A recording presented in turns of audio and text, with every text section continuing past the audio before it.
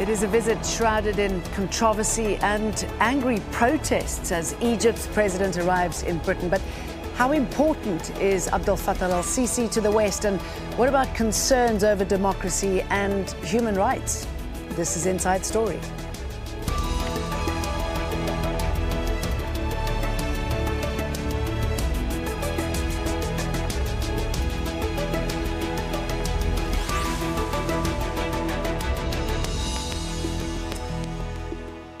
Hello, welcome to the programme. I'm Jane Dutton.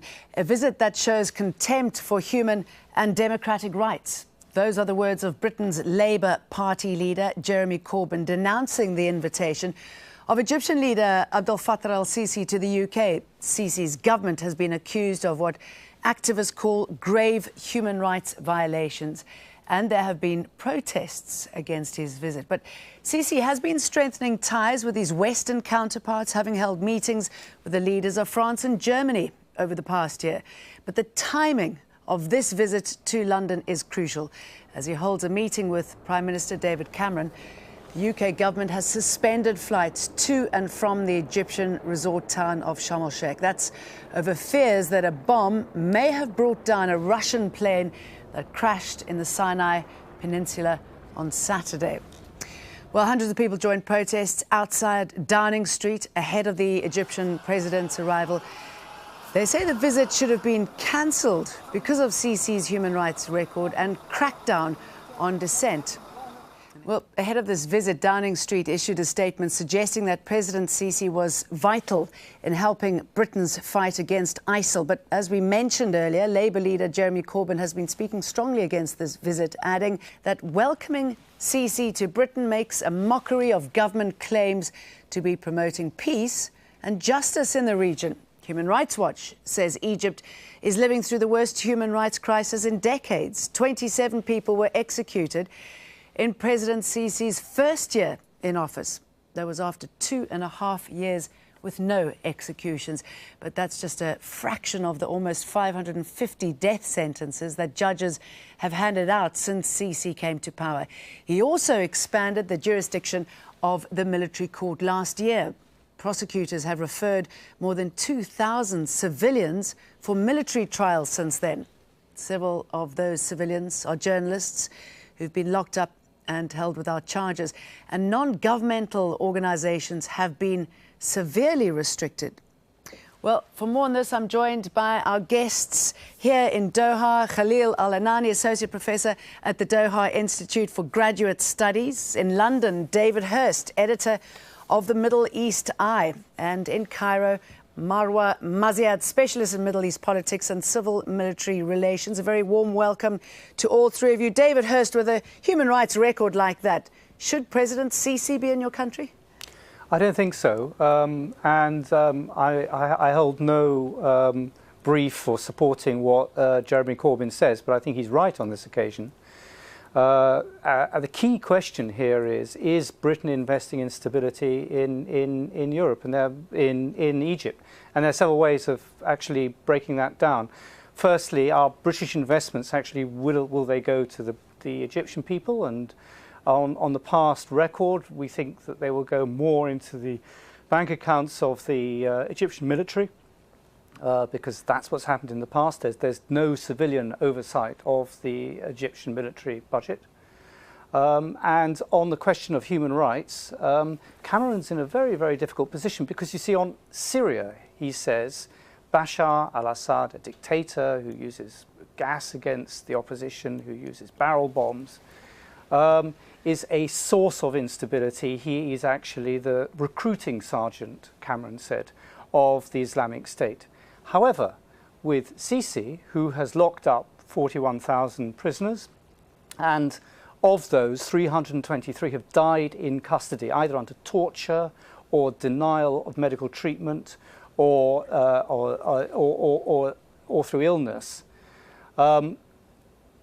What's going on in Egyptian prisons now must be the biggest recruiter for the IS. So real double standards is what you're saying. I mean, how do you think he can get away with this, and who's likely to hold Britain responsible for all of these actions that you put out there? Well, I think Cameron will regret this visit. He's been trying to play it down. As we know, there are lots and lots of protests around, and the visit itself will form a focus for all of these statistics that are pouring out. And there's a very important judicial process going on as we speak, and that is a court action in the High Court to challenge the immunity from prosecution that the Foreign Office gives their Egyptian guests. This is a very important legal case, and I think an awful lot of things will come from this visit. Not at all positive for Egypt. But the central question we've all got to ask ourselves is Sisi the guarantor of stability or the source of its instability in Egypt? I mean, just to take what's happened in Sinai, there are now documented 3,600 deaths since he took over, either of civilians or 700 soldiers have been killed. Sisi started the week by telling Lise Doucet of the BBC, don't worry, I've got IS under control in Sinai. 2 days later, all flights are stopped, all British flights are stopped to Sharm el-Sheikh, when it is suspected that a bomb has been placed aboard a Russian airliner there. In what sense does he control the Sinai? Khalil Al-Anani, what do you make about Sisi's visit to the UK and the real reason behind it? Well, I think there are many reasons behind this. The first one is that Sisi is trying to enhance and strengthen his legitimacy. He knows very well that without having the Western blessing for his rule, he will lack this kind of legitimacy. Second is business. He is keen to do business with the West, particularly the influential governments like German government, like British government. And he knows very well that the West, particularly the governments, they are seeking their interests more than anything else. It's not a matter of values or principles. It's about interests. So I think he's trying to tempt them by giving them some investment opportunities, I would guess. The ironic thing here is that the Egyptian economy is dwindling and deteriorating over the last couple of weeks and months. So I think he is trying to say that... Why is he so desperate for this legitimacy? I mean, what does he think that he can do with it? Well, it's very important for any regime to have such Western support and backing for many reasons. One of them is that to make sure that he can rule comfortably. Second, now Egypt is part of the international community, and it has, to have a good place in this community. Plus, if he is seeking some sort of financial support coming from the international institutions like IMF or World Bank, he has to have, some sort of support from this government. So it's very important, it's very crucial to him to visit such, important countries like Britain. And you're right, it seems that they haven't given him legitimacy by going there. Do you think it's the right thing that's been done, giving him this legitimacy, Marwan Maziad? And should he be there considering his human rights record? I don't think the legitimacy is any more the question after June 30th and the procedures. I mean, he is president of Egypt, so he's been on various international visits. This is one more of the same kind of. So I don't think it's a question of enforcing the legitimacy of why he's president. If we're talking about Morsi, the uprising against him, the intervention of the military for this episode, the subsequent events, we're past that. That train has left the station. The point is, if we're evaluating his presidential term as we speak, then of course there are all sorts of criticism. And human rights record is a source of criticism for any given government right now. Putin is not the greatest purveyor of human rights. Turkey's Erdogan is not. Thousands of journalists are jailed in Turkey. Okay, but sorry, can I just jump in? I mean, we don't want to compare to a country like Turkey when it comes to human rights abuses. I mean, this is a man in 2013, the Rubber Square massacre. It's known as the largest mass killing of protesters in a single day in modern history. I mean, nobody from the military services or the government has gone to court. Something like 40,000 people have been arrested. Journalists are sitting in jail. There's real clamping out of human rights. Okay, you're interrupting me, and I'm trying to make the point. Your previous guest rightfully positioned Egypt in the international community, and that's why the comparison in the entire Middle East is imperative. This entire Middle East is full of authoritarian trends. That's my area of expertise and research. If you're talking about Erdogan, Netanyahu, Sisi, the governments in this region is always offering one alternative and one alternative only. So in that respect, you can understand Egypt in a militarized and authoritarian region. Now, back to the point of why the British are inviting him or actually accepting this invitation and going through with it, because rightfully, as your other guest also said, business interests, 20 billion worth of dollars of British investment in Egypt. So it's the British government supporting and subsidizing its business interests. So is with the US when we're talking even about the military aid. It's $1.2 billion out of the State Department budget, not the military budget, that goes to American armed companies. So in international relations, interests are paramount. Human rights record in international relations are used as a pressuring point of negotiation and settling these relations. So, for instance, we see that Tzipi Livni and other of the Israeli cabinet are actually harassed in courts and all of that. So you see some of that as a way of pressuring another country. So my intake and approach is that it is a very regional and international dynamic, and Egypt is one among many of these players. Is that a great situation to be in? Certainly not. Okay, so if I can jump in, can I put that to Khalil? Do you think that's what this is all about? I mean, if you're going to pick the autocratic leaders that you want for business and stability in the region, out of all of those in the region that Ma was mentioning, he's the best of the lot? Well, look, I think I mean, Marwa mentioned that the train of legitimacy, left the station. I think it's stuck right now. And again, Sisi is desperate to have such kind of support from the West. Look at his interviews with many of newspapers in the West, particularly in the United States. He is begging for American support. He is asking Obama always to help him and to deliver the weapons and the things that he always asking from. So we cannot, by no means, downplay the importance of having such kind of Western support. Second thing, well, this is a very Western norm, frankly, by embracing such dictator regime and authoritarian regimes. It's not the first thing to happen with Sisi. Look at Mubarak, for instance. Mubarak has been under this kind of support over the last 3 decades. But look what happened at the end of the day. I mean, he, collapsed. His regime is collapsed. So I think the West is investing in the wrong place by helping such authoritarian regime to maintain power and to repress people and to put them in prison.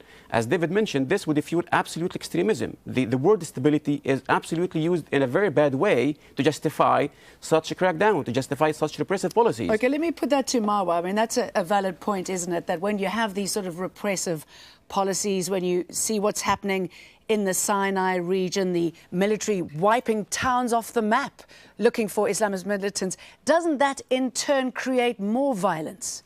Again, as an expert on the entire Middle East and Turkey as a case, the Kurdish question has been there for 30 years. I know we're talking about having a region, let's compare so that we actually understand a thing or two about dynamics that are beyond that one case. To have a region within the country that is under an unrest, this is catastrophic. So same was for Turkey over the past 30 years. To have a Sinai that is restive and under all of these confrontations with the state and the police and the military even there, that's a catastrophe. But the logic is not there to say that that should be the vindication for more terrorism. Otherwise, this is exactly what the Egyptian people at the societal level, now I'm in Cairo and I'm doing research on the street. Now, the grievance they had against the Muslim Brotherhood at the time of their own uprising against them, or even grievance for an early elections. Anyway, it was a state-society problem at the time. Instead of solving it, or instead of dealing with that backlash from society, the point was like twisting the people's arm by saying, well, the terrorism will end in Sinai if Morsi comes back. Having that kind of chip of negotiation of extremism, explosion, terrorism, against the restoration of a president against whom he was elected and he came in office, but there was another uprising against him. Discussion, frankly. Yeah. No, I would like to push it on, actually, and David, bring you in. I mean, whatever Egyptians and those on the international stage think of Sisi, he is there in Britain right now. What do you think he can achieve? We know that he's going to be talking about security. It's very important now, considering that plane that has gone down in Sinai. What can be done with him, having him there facing David Cameron? Well, that's an extremely good question, because really, and I'd like other people to answer this question, what leverage has been exercised over Sisi by all the donors? Now, Saudi Arabia gave a lot of money to the coup originally. It is now pulling back. It only gave 6 billion in the latest tranche, and that was not, I understand, money. It was a loan. The Saudis are certainly pulling back. What has Obama achieved, or what will Cameron achieve by investing so much money, or BP, for instance, in Sisi's regime? Will they be able to curb the inherent violence of the regime? And the military coup was an act of violence. You actually got rid of not just one election, but 5 of them. Okay, but going back to the security aspects, I mean, Egypt you locked up most of the political politicians. Egypt is an important player regionally, isn't it? Considering their relationship with one of the governments in Libya, what's happening in Yemen, you can see why it would make sense to bring Egypt on as a strategic partner in a fashion. Well, Libya is a good example, because Egypt has been actually trying right from the start to start an intervention there. They allowed the UAE planes to bomb Tripoli, again in the name of terrorism, by saying that the Misratans, for instance, were supporting terrorism. They're a source of instability, and the instability of Libya has started. On the other front, there's this absolute argument that Egypt is now the biggest supporter of the Camp David Agreement and of Israel.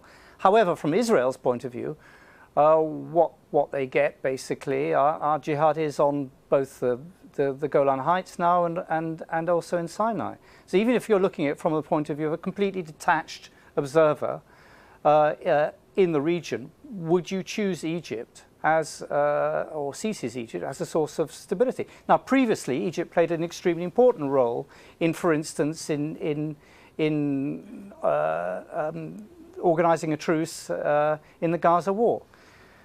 The role that Egypt plays now with Gaza, if anyone is interested in the Palestinians here, is basically to enforce a tighter siege on its border, on the Rafah border, by destroying all the tunnels and by basically bulldozing one half of Rafah, than the Israelis are. Now, is that in the interest of peace? I can't see it. I can't see Egypt as a regional source of stability. Okay, let me put that to you, Khalil. I mean, can he make a difference? Isn't it better to have somebody, you might not agree with their human rights record, but isn't it better to have them in the same room discussing a growing concern? I don't think so. I think investing in Sisi is really the wrong investment. I would say, as David mentioned, he is a source of instability. He is a sort of chaos, frankly. Look at his performance over the last year and a half since he took power until now, or even since he was in power, since the coup on July 3rd, 2013 until now, because he was, the real actor behind the coup. Look at the political aspect, for instance. Egypt had elections over the last, I would say, couple of weeks, and look at the turnout in these elections. Very low turnout. And this would absolutely reflect the sentiment of, I would say, despair and resentment of Egyptians, and anger that they don't trust the ballot box would reflect their real will, because they tried ballot box before and they got military rule. The second thing, look at the economic side, for instance. Egyptian pound is, lost a lot of its value since Sisi came to power until now. Look at the projects that he spoke about. Sisi spoke about large and huge projects for investments and in development. Nothing happened. Alexandria is sinking in this kind of rain with no infrastructure. Look at security, for instance. If the reports about what happened with the Russian plane is true, this would be absolutely disastrous for Egyptian security, because this means that Egypt cannot protect its own airports. This would absolutely destroy the tourism industry in Egypt. So look at these indications and you can find the answer. This person, this man is not the source of stability. It's absolutely the opposite. Marwa, I'd like to go back to the call for his arrest and what is being made of that, considering the state of immunity in the UK. I mean, many are saying that because he was involved in the coup, that he shouldn't have this immunity. What is your response? And what are the concerns? I'm not an expert, so I'm not going to comment on that. Okay, David?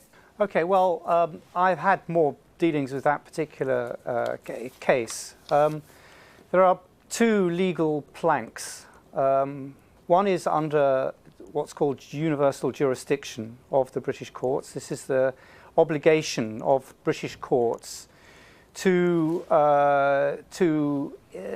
enforce international law when it comes to very, very gross crimes. We're talking about crimes against humanity, torture.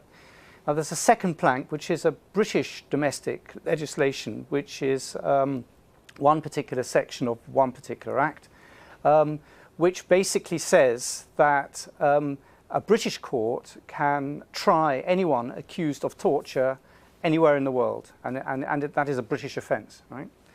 Now, to forestall either of these two legal planks, what's been happening is that the Foreign and Commonwealth Office has issued, each time an Egyptian guest has arrived, what's called special mission immunity, which means that because of the need to promote international relations, we have to talk to people, even people who may be accused of gross human rights.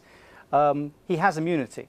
Now, that immunity at the moment is being challenged in the courts by a former Director of Public Prosecutions, Lord MacDonald, who was one of those who started a procedure, a whole war crimes procedure, when he was Director of Public Prosecutions, and it's very serious, it's very weighty, it's going to be a long legal battle, and it's going to have really big implications. Okay. Just 2 weeks before this visit, the Sisi's Chief of Staff, Hegazi, turned up here as the guest of the Ministry of Defence, and he was given special mission immunity. Now, that is being challenged in the court. So there's a legal battle going on, which is very, very important for human rights. It's also very important because the human rights side of this argument suggests that this special immunity is being given out like confetti. It's a political decision. It's got nothing to do with law. So, Khalil, clearly an important trip for a myriad of reasons, but all the countries who've been entertaining him, who are also involved in the fight against ISIL, must be concerned seeing what's just happened in the Sinai.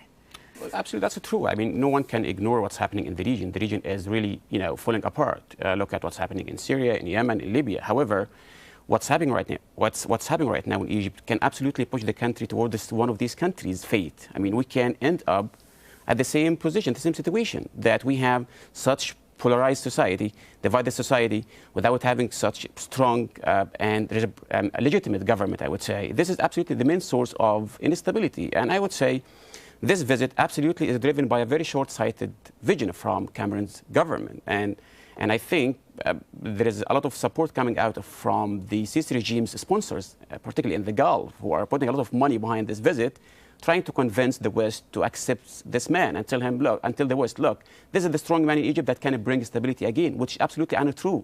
If you look at the reality on the ground, and absolutely the opposite. So I think, despite what's happening in the region, I'm afraid that what's happening right now in Egypt might push the country towards, what's happening either in Syria or Libya or Yemen in the long term. And of course, he may surprise us. Thank you very much to all of my guests with me here in Doha, Khalil Al-Anani in London, David Hurst, and in Cairo, Marwa Maziat.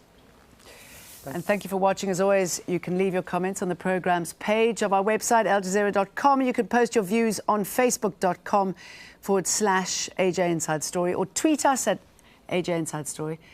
Thank you very much for watching. From me, Jane Dutton, the rest of the team, goodbye.